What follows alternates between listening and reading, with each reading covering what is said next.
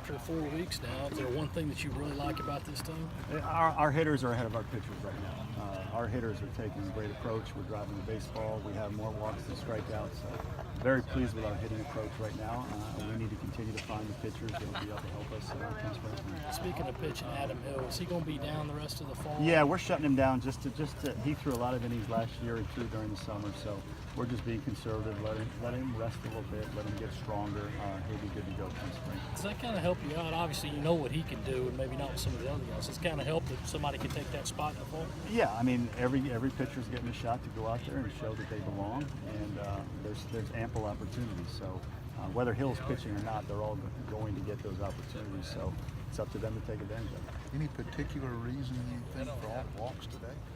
No, guys just need to attack the strike zone. If they can't do it, then it's going to be hard for us to pitch them. So that's what the fall is for, figuring out who can throw strikes, who's willing to do it, who has the ability to do it, and that's what the fall is for, figure out who's able to do it and who's not able to do it. Are there any kind of consequences in the fall for not throwing strikes, or is it just playing time in the spring? Well, yeah, pretty much. If you can't do it in the fall, I'm not going to assume that it's going to magically appear in the spring. So these are, guys are showing what they're capable of, and so if they want to pitch in the spring, they better prove it right now.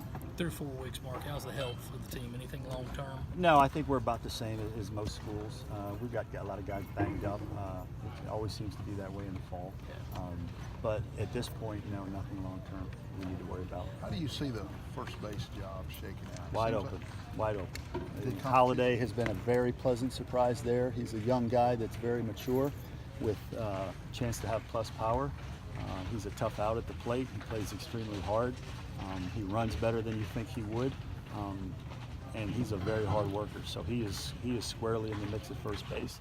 And then obviously Hogan and Williams are kind of the incumbents there, and all three are being strongly considered there, but that position's wide open. I know you didn't see him last year, but has Williams improved at the plate? He had a long slump there. Yeah, I mean, I think he's a work in progress. He's an older guy, but there's some things I think we can help him with. I think he needs to simplify his approach a little bit in terms of physically, but he's a left-handed hitter that has some power, so that's why he's in the mix.